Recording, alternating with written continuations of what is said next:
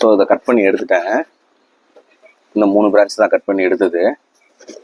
இப்போது இது இருக்குல்ல, இந்த பிரான்ச்சை நான் கட் பண்ண போகிறதில்ல.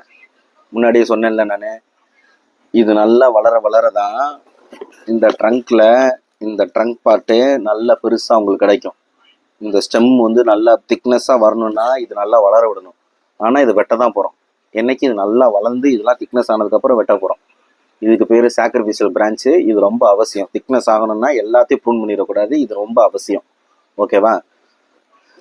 நெக்ஸ்ட் அப்டேட்டு, நெக்ஸ்ட் பார்ட்டில் இது கம்ப்ளீட்டாக ப்ரூன் பண்ணி ஃபைனல் ரிசல்ட்டை ஃபெர்டிலைசர்லாம் ஆட் பண்ணுவேன். அதை நெக்ஸ்ட் பார்ட்டில் நான் உங்களுக்கு ஆட் பண்ணி உங்களுக்கு காட்டுறேன்.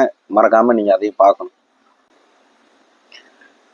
எனக்கு இதில் என்ன தோணுதுன்னா, இந்த பிராண்ட் கொஞ்சம் இப்படி இருந்தால் நல்லா இருக்கும்னு எனக்கு தோணுது.